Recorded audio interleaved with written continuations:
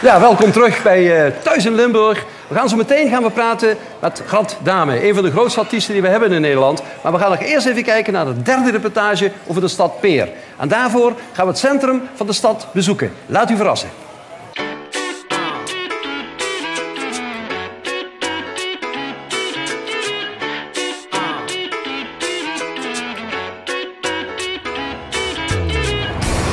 We zijn weer terug in Peer en Marie-José is voor een tweede keer met me mee. Nu even niet over Breugel, maar we gaan over de rest van Peer praten. En eigenlijk hier op het Marktplein is al superveel historie te zien. Hè? Ja, natuurlijk. Maar ik wil eerst even beginnen met de peer. Waar komt die vrucht en die naam, wat heeft dat met elkaar te maken? Maar onze gouden peer heeft niks met de naam peer te maken. Want peer is afgeleid van het Latijnse pirgus of het Franse pierge. En dat betekent eigenlijk omheind gebied langs een verharde weg. Oké. En dus de vruchtenpeer die op onze oude waterpomp staat, heeft eigenlijk geen enkele betekenis wat onze naam betreft. Die is gewoon voor de sier. Mooi voor de sier en iedereen kent peer als ze naar de waterpomp kijken. Wat heel erg opvalt is, die zien we hier, dat is het oude, wat is het, het stadhuis of zo? Het stadhuis, ja, het stadhuis, maar eigenlijk werd het gebouwd als een lakenhal. Maar we kunnen er misschien even naartoe lopen. Ja, nee, dat is goed. Doen we dat. Ja.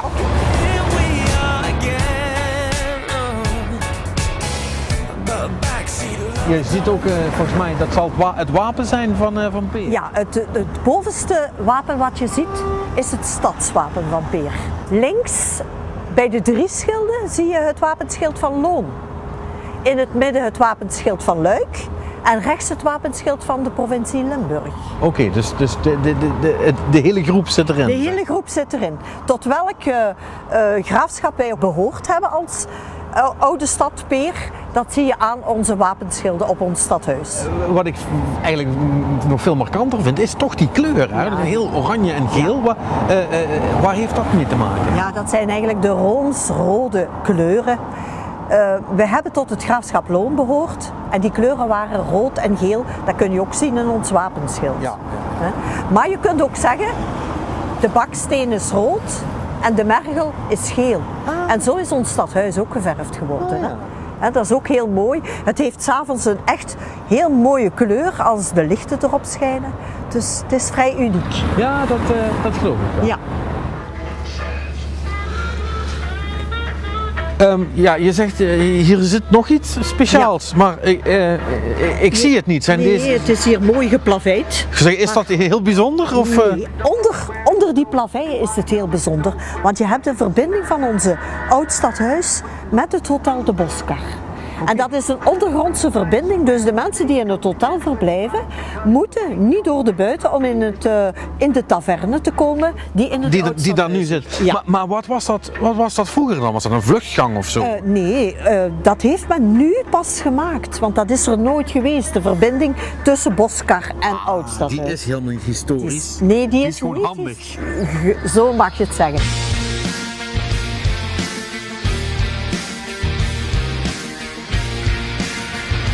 Patrick, dit is de toren, de reus van de Kamp. Ja, dat is inderdaad een reus, ja. Ja. Hoe hoog is die? Die is 65 meter. 65? 65 Het lijkt veel hoger. Hij lijkt veel hoger, ja. Het is een volledige bakstenen Gotische toren. Boah. De Sint-Trudeltoren wordt die genoemd. De Baken der Kampen. De Reus der Kampen. Ja. Hij heeft vele namen gekregen. Is het de hoogste hier in de omgeving? Ja, ongeveer wel. Het is ongeveer de hoogste. Ja. Nu, je mag zeggen echt. Ik wil niet altijd even chauvinistisch overkomen, maar ja. 65 meter is een van de hoogste torens van Limburg. En wat zit daar nu bovenin? Want dat lijkt hier wel helemaal open eigenlijk. Ja, dat zijn eigenlijk de galmgaten. De galmgaten hebben altijd in de toren gestaan. En oorspronkelijk hingen er 3 klokken in de toren, maar vanaf 1992 hebben wij een bijaard in onze toren. Een bijaard die in 1999 al vergroot is geworden. Dus we hebben nu een bijaard met 64 klokken.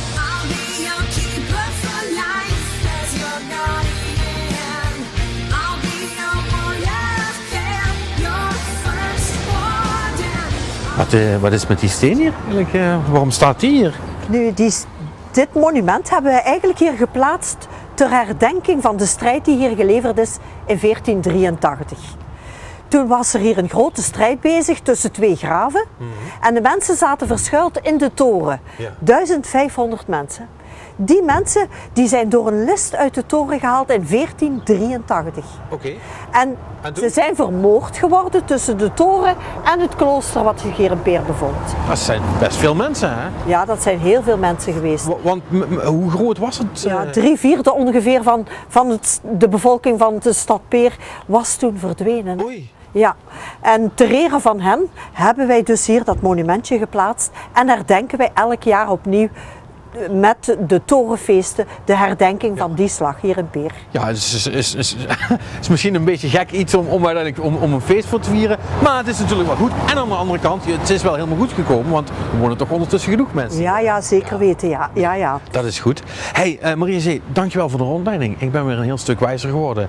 Ik denk dat we maar eens verder gaan.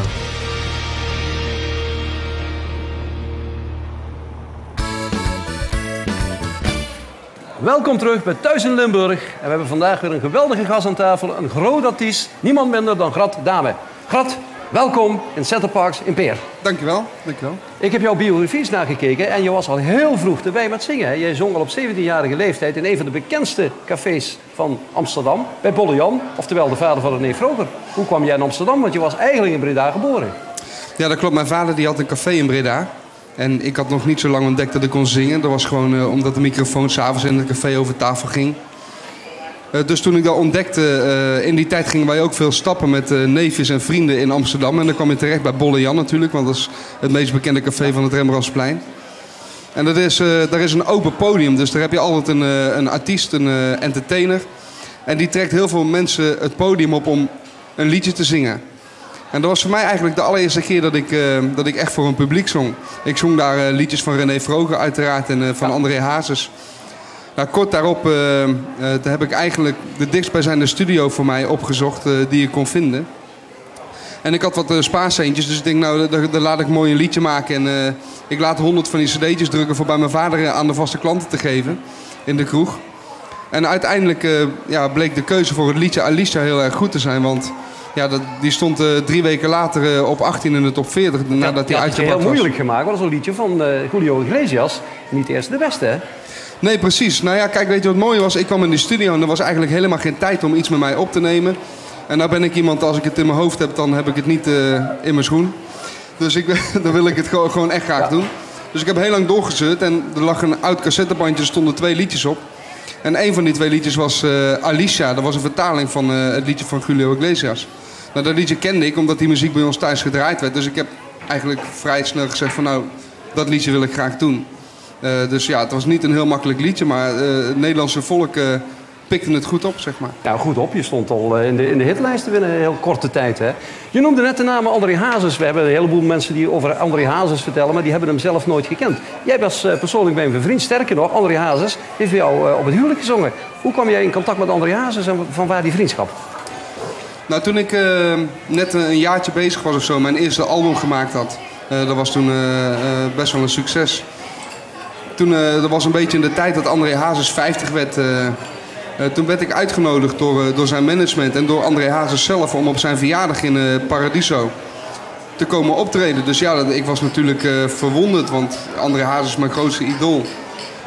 Dus ik was in het grote Paradiso bij de grote André Hazes. Naast hem zat de oude Johnny Krijkamp. Het hele Nederlands elftal was daar. Het Rosenberg trio, André van Duin, Ron Brandstede. Iedereen was daar. En ik was 17 jaar, 18 jaar. Net 18. En voor mij was het natuurlijk... Ja, dat was zoiets bijzonders dat ik op uitnodiging van André Hazes op zijn verjaardag mocht komen zingen. En dat is natuurlijk fantastisch. Die man die heeft mij eigenlijk een beetje opgepikt en... Die heeft toen gezegd van, jongen, je doet bij mij de voorprogramma's en Ahoy. Ik heb dat toen 6 keer gedaan. En, ja, fantastisch, hè? Ja, fantastische ervaring. Want er gaan een heleboel wilde verhalen over André Hazes, drank of laten we dat niet te zeer beginnen. Wat was het voor man? Hoe heb je hem gekend? Ja, kijk, ik vind het een beetje moeilijk om nu achteraf... Ik vind het moeilijk om achteraf... nu gaan proberen om via zijn de publiciteit steeds op te zoeken. Want daar ben ik namelijk geen mens. Nee, maar anders had ik het ook niet gevraagd. Maar hij heeft jou gevraagd om op te treden. Ja, je hebt er van dichtbij meegemaakt. Wat was het voor man? Ik vond het een hele lieve man. Ja. Het is... Ik heb hem niet vaak nuchter gezien, maar ja, dat is algemeen bekend. Maar ondanks dat was het gewoon een heel lief mens. Hij omhelst je en hij kust je en hij zocht altijd warmte bij je. En hij gaf je ook warmte. En tussen alle grappen door, want het was eigenlijk een hele vrolijke man. Terwijl het de laatste jaren misschien een beetje afgeschilderd wordt als een bezopen chagrijn. Terwijl dat helemaal niet zo was, want het is namelijk een heel leuk mens. Alleen, zo wordt hij dan afgeschilderd. Maar het was gewoon een hele lieve man. Nou, dat willen we eigenlijk horen. Ja. Er is ook een docusoap voor jou gemaakt. Dat is ook niet alledaags. Bij SBS 6. Hoe kwam dat? Ja, daar werd ik op een gegeven moment voor gevraagd. Van, hoe zou je het vinden als er een camera een aantal weken met je meeloopt? Misschien wel maanden. Nou, dat was net in de tijd dat de publiciteit konden we goed gebruiken. Dat is gewoon eerlijk. En we hebben toen een aantal afleveringen gemaakt voor SBS. Dat zat toen in shownieuws verwerkt.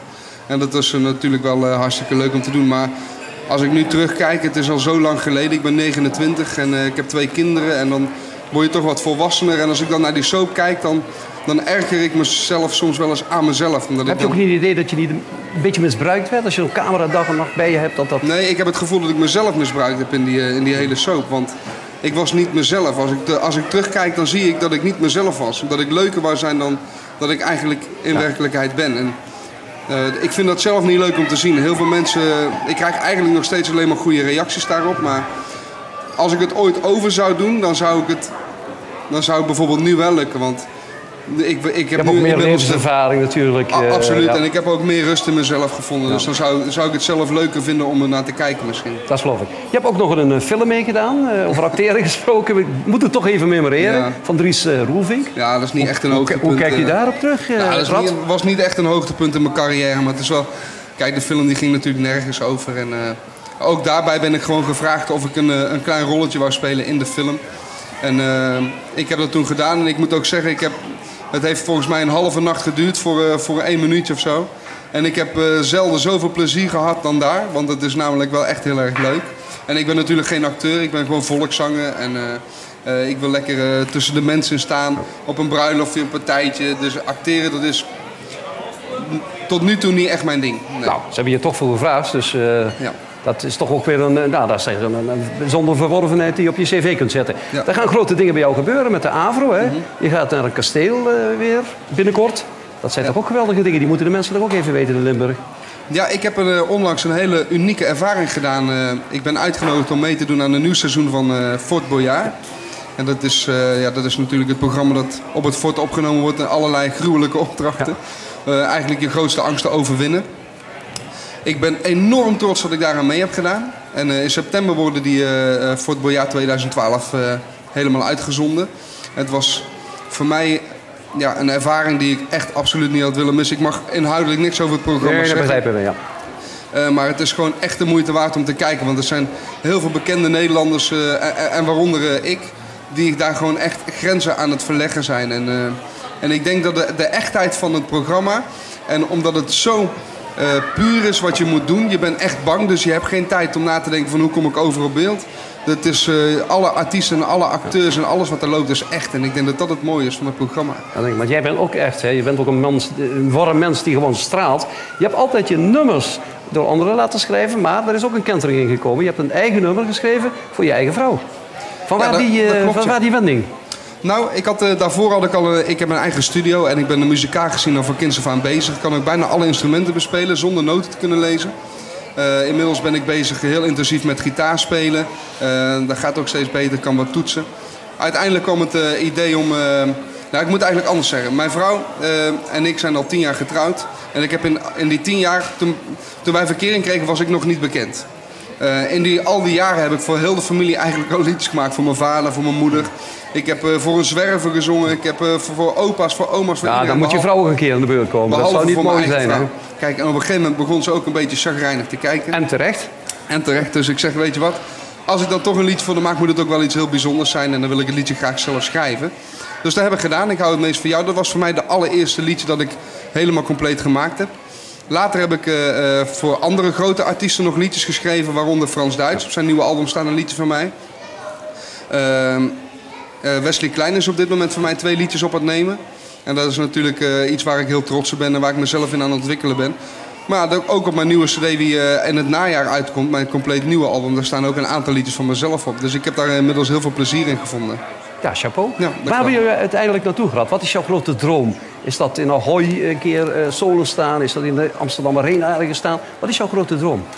Dat klinkt misschien heel gek, maar een aantal jaren geleden... toen was bij mij de populariteit in Nederland onder de volksmensen zo dusdanig... dat mij verteld werd, bijna opgedragen werd om Ahoy te doen... en andere grote concerten.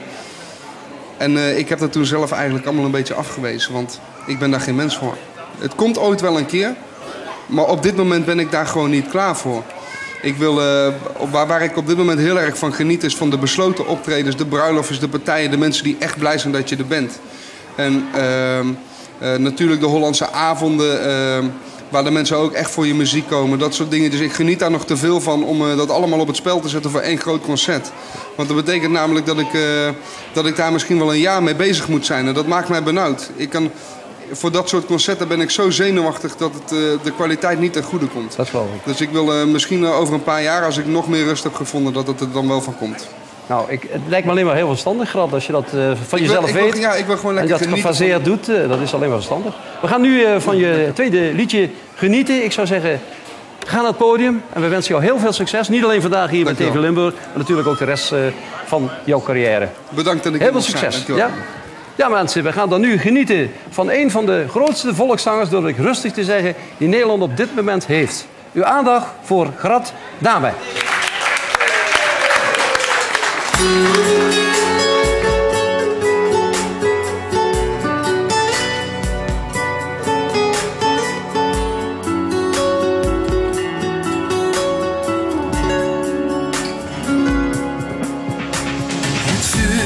Is in mij ontwaakt, de vlam die zal eeuwig branden. Jij nam plaats in mijn hart, een heilig moment. Daar waar jij was zal het nooit meer zo zijn, want jij brengt hier nu de zonneschijn. Mijn gebed is gehoord, nu jij bij me bent. Een engel kwijt, heeft haar vleugels naar mij gespreid. Santa Maria, Santa Maria. Zij brengt licht in de duisternis en zij troost mij bij droefenis. Santa Maria, Santa Maria. Zij is neergestreken, draagt een gouden kroon. Ik zag haar ooit alleen maar in een droom. Ja, de hemel is een engel kwijt, koos voor mij en de eeuwigheid. Santa Maria, Santa Maria.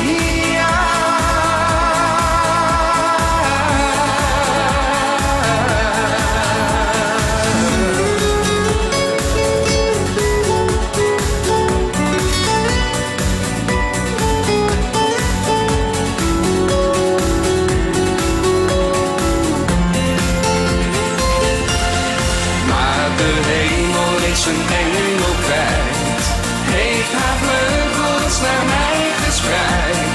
Santa Maria, Santa Maria. Zij brengt licht in de duisternis en zij troost mij bij droefenis. Santa Maria, Santa Maria. Zij is neergestreken, draagt een gouden kroon. Ik zag haar ooit alleen maar in een droom. Ja, de hemel is een engel kwijt, koos voor mij en de eeuwigheid. Santa Maria, Santa Maria.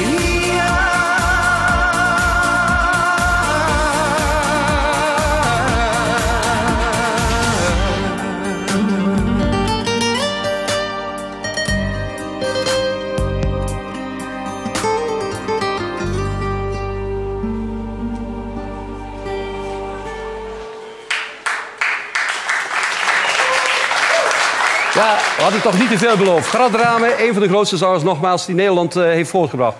Ook leuk is natuurlijk het volgende wat we hebben, want u kunt een grote prijs winnen ter waarde van €199. Namelijk een woonadvies om uw woning anders in te richten, herin te richten. Een woonadvies van €199 aangeboden door de Woonboulevard in Heerlen.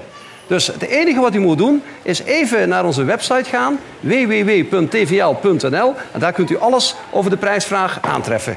Veel succes ermee en zo'n woonadvies, dat is natuurlijk altijd goed om een keer een nieuwe kijk op het leven te hebben en vooral heel dicht bij huis. En we blijven natuurlijk dicht bij huis, want onze eigen Patrick Smeets heeft plaatsgenomen op een terras in de stad Peer. En hij heeft dat samen gedaan met de wethouder van toerisme. Laat u verrassen. En we zijn weer terug in Peer.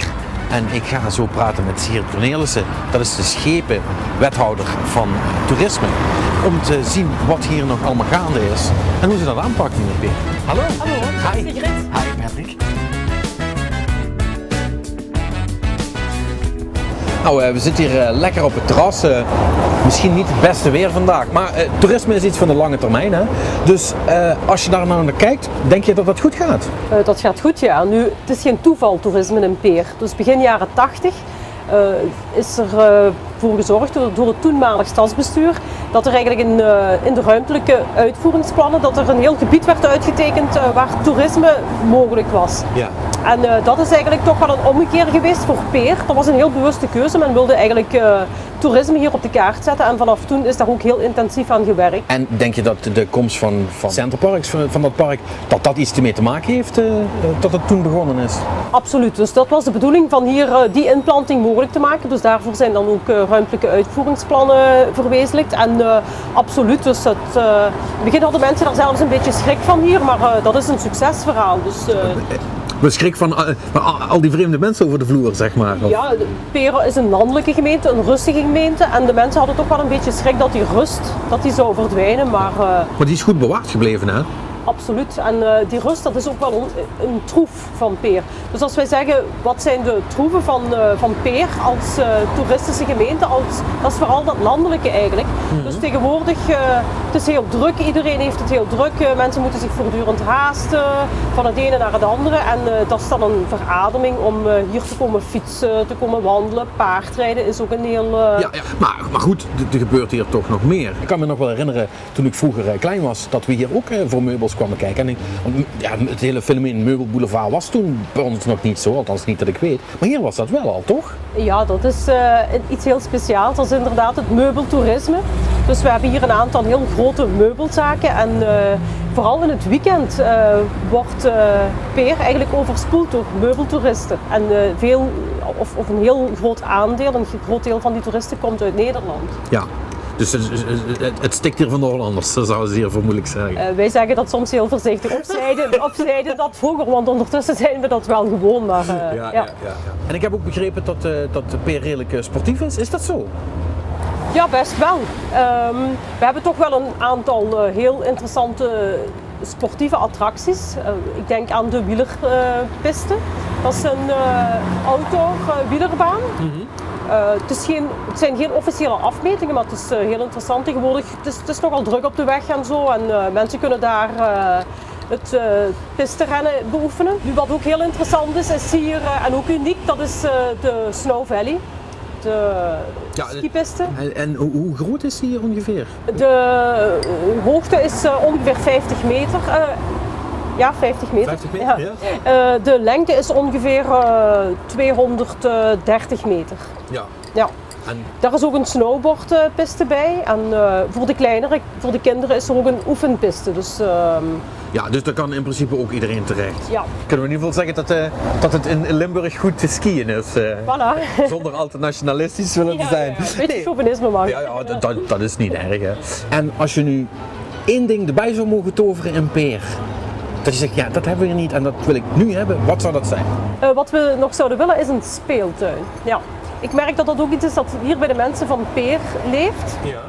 En ook alweer gericht op die doelgroep met kinderen een grote speeltuin. Dat zou er nog bij mogen. Ik denk niet echt aan een groot attractiepark, maar een grote speeltuin. ook met het fietsen en het wandelen en het ruiteren, het is altijd heel fijn om ergens stopplaatsen te hebben. En daar mag er nog wel eentje bij waar kinderen zich dan ook kunnen amuseren. Nou, bedankt voor de info. En, want ja, luister, goed weer of niet, ik vind het hier toch wel gezellig. Dus ik blijf nog gewoon even zitten. Proost.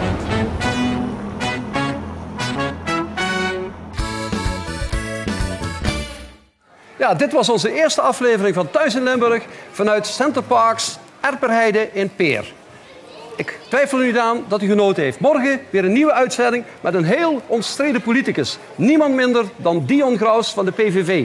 En een van onze topcoureurs uit de motorsport, Joey Litjes. Morgen allemaal kijken naar Thuis in Limburg vanuit Centerparks Erperheide in Peer. Tot morgen.